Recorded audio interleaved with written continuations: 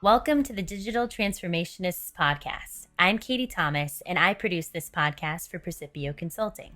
And on today's very special episode, we'll hear from Christian Lane, founder of Praecipio Consulting. We'll learn about Christian's background, the history of Praecipio Consulting, the why behind his experience and passion for digital transformation, and how it led to this podcast.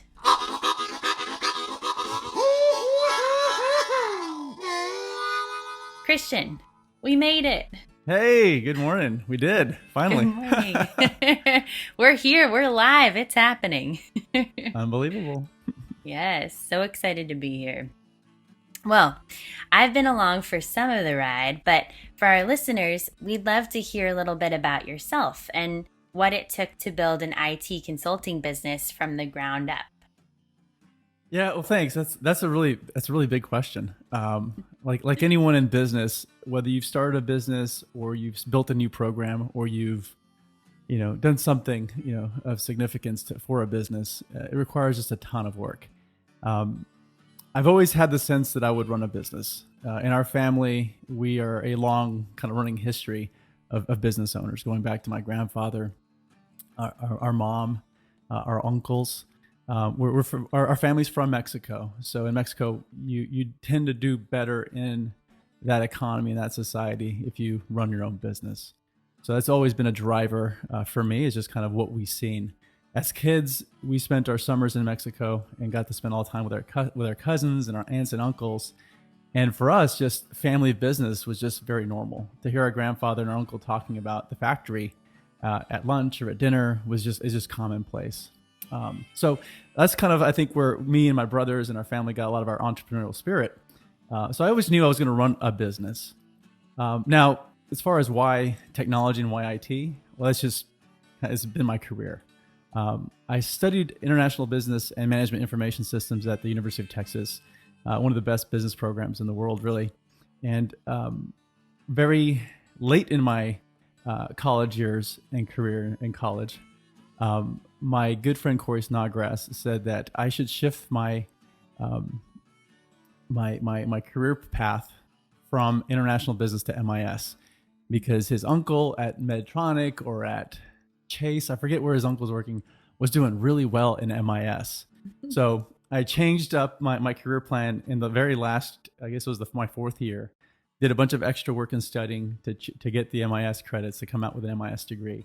And I think that really set me on a path towards just the world of information technology. The business school at UT does a really great job of preparing students and people for consulting work and work in big enterprises. So that's really where I guess I kind of moved towards more of the technology field. Early on in my career, I got into consulting, and then I spent, 5-6 years at the Electric Reliability Council of Texas. ERCOT runs the power grid and oversees, they don't run it, they oversee the power grid in Texas. So I got a lot of ITSM experience there, and that was kind of stacked up on top of my software development experience that I got in consulting prior to that.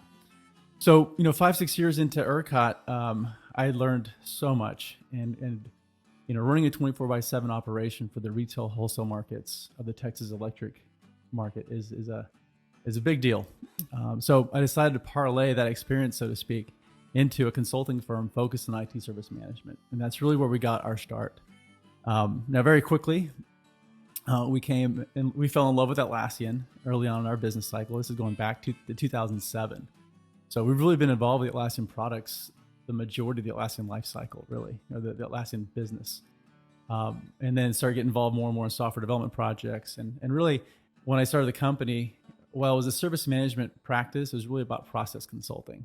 And that's really where we get our name, Praecipio: anticipate, advise, instruct. Good processes plus good tech and great people help you anticipate and advise. And we're all about bringing that to our customers. Really just direction, advice, guidance. And that's really what is consulting. So yeah, when I got into this consulting business, I started back in 2006. And very quickly, our first customer was my former boss, my former director, Dave Johnson. He was at the Power Board of Chattanooga. And the Power Board of Chattanooga, EPB, was on a path to run a fully fiber optic network across their entire electric grid. So full ubiquitous up and down internet of about, I think, a gigabit is what they launched with. So the fastest internet in the US, I think it's second to deliver gigabit in the world, I believe. So that was a great, first client, and we started building a name and a reputation then. Got into the Atlassian products in 2007, formalized a partnership with Atlassian in 2008. And then it's kind of been history from there. We've just been building and growing a business that we're extremely proud of. We've been very focused, as a business with business partners. My first business partner that I brought in was my brother Joseph.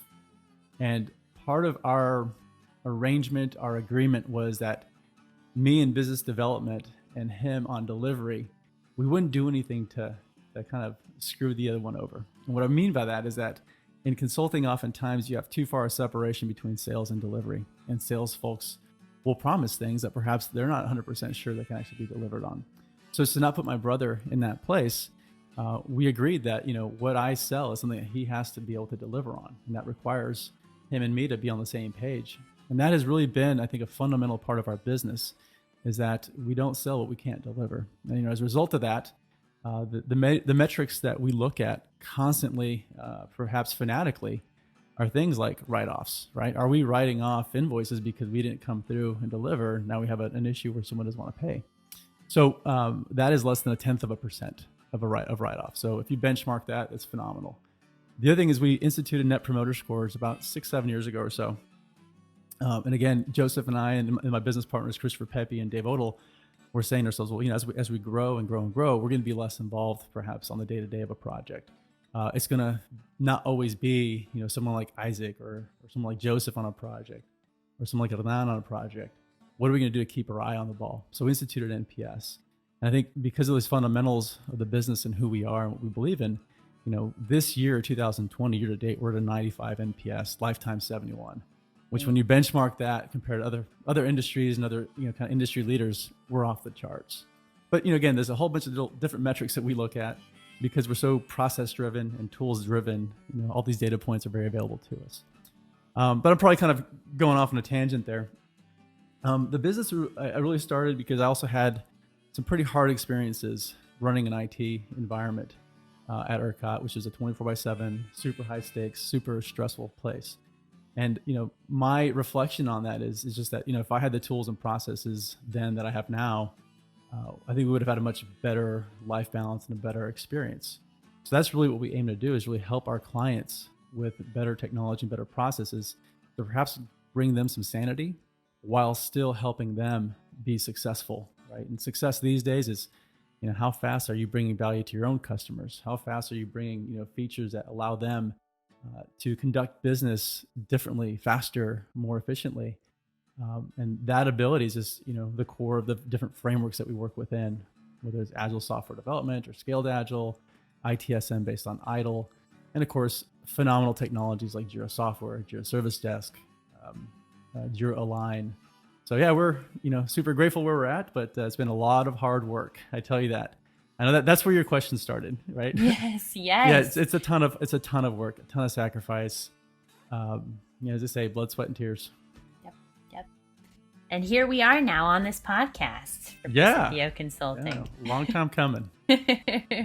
Well, thank you for telling us a little bit about the history and your interests. And one thing that struck me was the path down to MIS that might not have happened without the power of human connection, which is something that we're going to talk more about throughout our podcast. But also specifically as it pertains to digital transformation, which all the years that, you summed up for us right there, I'm sure you watched massive digital transformation across different industries, as well as the industries you've worked with, have had experience in. So I'm curious about the significance of this digital transformation, this term that we keep saying, and that's in the title of our podcast, digital transformation as it pertains to your interests, but also as it pertains to Praecipio's, real expertise and identity. Sure. Yeah. When we think about digital transformation, oftentimes like the first example that folks will share and talk about is something like a more recent, more modern, thing, like something like Uber or any of these like the ride share kind of car sharing situations or technologies. And think back, and when you do a lot of travel, we're not traveling much these days. You have to do a whole lot of planning, a whole lot of scheduling, a whole lot of work to make sure that you're going to have a ride from some place to some other place on a business trip. And these are many rides, many meetings, and we just think about just how fast and easy it is to go from place to place without really planning and thinking about it. I reflect on that, and I don't remember a life without it. Or when I do, I was like, God, it's just so much more complicated. I didn't have that flexibility and agility in my personal day to day then like I do now. And then take that example and apply it to just about anything else, everything from food to whatnot. But on the question of like various industries, through my career and through many of the careers of the folks that are listening, dependent on how long you stay with any given job or work, and whether you moved within one industry to another or you stayed in an industry, you saw different aspects of that. If you moved around a lot from one industry to the next, you saw that particular industry at a different place in time within its life cycle to understand how much technology has been applied. One of the things that's been fun about consulting is that we've gotten to work with so many customers. I think we've worked with 350, 400 different customers all across a ton of different industries. So we've gotten, in a very short time, a short career, well, in our 20-year career, we've gotten to see different industries at different points in time through their own business, through their own industry cycle, or the businesses within those, through their own business life cycle.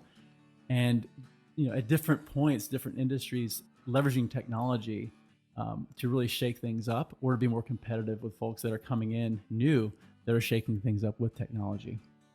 So we've gotten to experience, the companies that were, long running, had very older, more archaic, if you will, legacy systems, help them through transforming legacy systems into more modern tooling. And effectively, especially in the space that we're in with Atlassian, giving the developers, the people that build technology, the tools to build technology, right? Taking those tools from slow, archaic technologies to faster technologies like Jira Software, Confluence, Bitbucket, Bamboo, all these tools that we love so much, and helping them reimagine their own technology and to apply it in ways that are helping business people day to day with faster digitized workflows and digital capabilities to then help them extend their own strengths that they're building. So we've been helping customers really reimagine their own technology that they build and they work to help them be better and faster, but then with the same tools that enable their development teams and their software teams to build the technologies that are going to enable their customers and their benefactors to be that much faster and better and more diligent, more flexible. It has been a tremendous amount of fun. And I was going to just interject and say, in terms of Jira and Confluence, and many of our listeners, I'm sure, know what these products are. Some might not, but I'll put it this way. In my last 10 years in my career, I'm now at a point where I don't think I could function without Jira and Confluence together. So when you use it in your everyday life and it adds so much value, then you want to share it naturally with customers and friends. That's right. So, yeah, I mean, I think of the Atlassian tools the way I think of my mobile phone. I can't imagine living my life without my mobile phone. Like, what was life like before it? Well, I remember what it was like before it, right? It was a lot of planning, a lot of thinking. If you would take a road trip, you had to map that whole thing out, jot everything down, and if you missed a turn, good luck. You're asking for directions. Nothing wrong with that. Thomas Maps. I remember. Exactly. Yeah. And that's how I feel about Jira and Confluence and these tools. So yeah, it's phenomenal tools.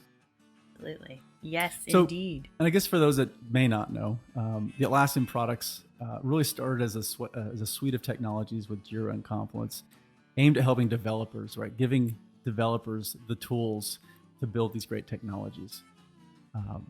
But with the way that Mike and Scott originally built Jira, they built a tremendous amount of flexibility to allow software development teams to define how they build software. But with that flexibility, as a process consulting company, we said, well, Jira is a great workflow management tool for anything with a life cycle. So we've been able to help companies, that may have, have software teams, of course, but helping those teams that are adjacent to the software developers to build capabilities to help them be more successful day to day, mapping their workflows that reflect their best practices and their processes that make them successful. So we've worked with teams in, every facet of business, everything from marketing to accounting to sales. One really great example is the Metropolitan Museum of Art. We help them with really tracking and managing the life cycle of putting on an exhibit with burn down or burn up charts, the way you see it, to help them track to make sure they're going to go live on the day that they've been marketing a new exhibit. We also help them with tracking and managing the life cycles around maintaining and taking care of the most precious antiquities and most extremely expensive pieces of artwork and all those artifacts. So again, everything has a life cycle, and that's where we've been just so stoked with the Atlassian products and Jira, namely, is that we can really facilitate, enable, and help harness the technology and technology and the digital transformation, if you will, into their day-to-day business lives. Yeah, an incredible value add, and so fun to hear about the different use cases where we've had the privilege to be involved in helping build the process and, yes, and execute. Yes. Well, thanks for sharing a little bit more about the why really behind your passion and interest in digital transformation. I'm curious, how did that passion and interest get us to where we are today? So how did that story, what's the story of how that passion and interest led us to the Digital Transformationists podcast? Yeah, so I share with you, our careers have been in digital transformation. We've been helping companies take their manual processes and their day-to-day activities, personal and, business, and digitize them. So we've been in it for a very long time. Now, we've been talking about a podcast for, the past year or so. Probably even longer than that, actually. We've mentioned podcasts and marketing meetings for years now. But as anybody knows, when you start a program, it requires a lot of work. You have to prioritize. There's other things in motion. But finally, we said, let's just do it. And this kind of evolved a bit as far as like this particular podcast. We wanted to do a podcast when COVID hit in March, April time. So obviously it hit us in March, right? We shut things down in mid-March. But in late March, April, I was just racking my head trying to think about, what I can do to break up the day and the monotony for myself and for my team. And I was on Instagram, kind of just, flipping through, wasting some time. And I came across G-Love, Garrett Dutton. He had an offer. It says, we'll do a live stream for you and 100 of your friends. And I thought to myself, well, that sounds fun. I'm a big fan of G-Love going back to the late 90s or mid 90s, really. I said, that sounds great. So I hit him up and I said, what's this cost? What's it all about? And he responded. So I took that back to my partner team and I said, hey, let's do this. I think it'd be fun to break up the monotony of these Groundhog Days that are COVID, days. And Pepe, my partner, said, well, why don't we extend that to our customers as well? So I said, cool. So we did this live stream on a Wednesday night with Garrett Dutton, G-Love, and I hosted it, and I kind of treated it as a kind of an interview. And then we did it, and it was just a ton of fun. And Garrett hit me back on Instagram on a DM, said, that was a lot of fun. Thanks for giving me a platform. So I thought to myself, Garrett's not someone in digital transformation the way we see it. And he's such an optimistic, positive guy. If you listen to all his music, he's always just so positive. I said, well, maybe he'd be a cool guest host, right? And on this podcast. And at the time, we still didn't have a name for the podcast. But when it kind of all started coming together, I said, let's just call it the Digital Transformation Podcast. That's what we're in. We did some branding around that for Summit. They got, canceled, obviously, and went virtual. Mm-hmm. Nonetheless, so I thought, well, maybe this is too much inside ball here, but I thought to myself, how can I get Garrett back on a phone call? So I learned that he was also doing harmonica lessons, and I learned how to play harmonica on my long commute way back in 2005 to ERCOT. It was a long drive, so I learned how to play harmonica then.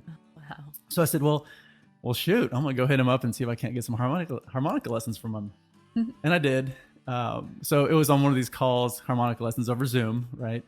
That I hit him up. I said, hey, listen, I think you would be a great guest host on my podcast. And he said yes. So here we are. He's a guest host. I mean, not a guest host, but a co-host. And we're having a lot of fun doing it. And again, Garrett's such a great guy, so positive. And again, also bringing that perspective of folks that aren't, as involved in the day-to-day of technology. Yeah, absolutely. I'm so excited that we get to hear from both yourself as well as Garrett and our amazing guests to come. Yeah. And yeah, it leads me to a question I have around digging more deeply into your interest in expanding the conversation around digital transformation, really beyond the business and tech industry. And you mentioned a little bit about, Garrett's involvement there. But, our guests that we're going to bring on, they're going to be revolutionaries, innovators, environmentalists, artists. Why so? And why not exclusively engineers and developers? Yeah. Well, kind of like going to the example I shared where we did all that work with the museum. Technology touches everything, and technology can influence and enable and enhance in so many areas. When I think of like the environment, I hope to catch up and speak with, and I wish I got his name, but there's this guy I met at some concert in California. What was it? Oh, it was the Grateful Dead show. Oh, wow. And it turns out he's a seismologist. But he was talking about just the data points that they gather all around the Earth and how they gather all this data and the instrumentation and the technology that they're leveraging to really effectively digitize our understanding of the Earth and seismic shifts and seismic activity. And it was just so fascinating to just chat with this guy for about an hour at a Grateful Dead show, right? But that's just another example of where we're leveraging technology to better understand the Earth. We're leveraging technology to better understand our effect on the Earth. We're using technology just obviously in every facet of life. So we want to pull in these perspectives and folks that are doing amazing things out there and just talk about their particular subject matter expertise, and especially around technology and how they're leveraging it. So that's kind of it. Can't wait. I really can't. So I know we're going to be, we're going to have folks from all different backgrounds, and I can't wait to hear more stories like that. Like your friend, the seismologist. Also, I'm so excited to have, both your experience and background as well as Garrett's experience and background on every show. Because we're going to get such varying perspective and right. Such fun conversations, to come. So we're really excited to be launching this thing. It's happening. Can't believe it. And here we are. Could you tell us a little bit more about what's next immediately? Yeah, so we've got some great guests already lined up. We've got Carrie Hoyt-Pack, former Global Vice President of Marketing at Nike, and now with the Liberty Collective, doing just amazing work around leadership and really on how to leverage empathy to really help drive business and be smart about business and be successful there. She did a lot of travel and has really been able to connect with people all over the world with great technology, obviously. So she's a great guest. We've got Kebmo, 5 or 6 time Grammy award-winning musician. He's it turns out he's quite the tech tinker when it comes to his studio and all that. Obviously have G Love on a kind of as a host to kind of kick off this the podcast. So yeah, just great guests coming up. Trying to think. We got Lisa Atkins. Lisa Atkins. Oh my gosh, Lisa's so amazing. She's like the agile coach of coaches, but really, her whole kind of podcast is really about like her philosophy of business and human engagement, interaction, and obviously, agile coach of coaches. It's all about building software ultimately, but sure. She's amazing. So just great guests. So excited. So exciting. Thanks for giving us a little teaser about who's upcoming. And I know we'll be lining up more exciting folks to follow. And we're really excited for y'all to tune in and listen. We can't wait to get started. And we so appreciate you being along for the ride and sharing with your friends. So please join us, and we're going to be talking more and more about stories around digital transformation's ability to really amplify connection between us all and talk about and explore where it might take us next. Thanks everybody for joining us today. We can't wait for you to listen in. We would love for you to subscribe on your favorite podcast platform. And please do share with your friends. We can't wait to have unexpected conversations around digital transformation's ability to amplify connection between us all. See you next time.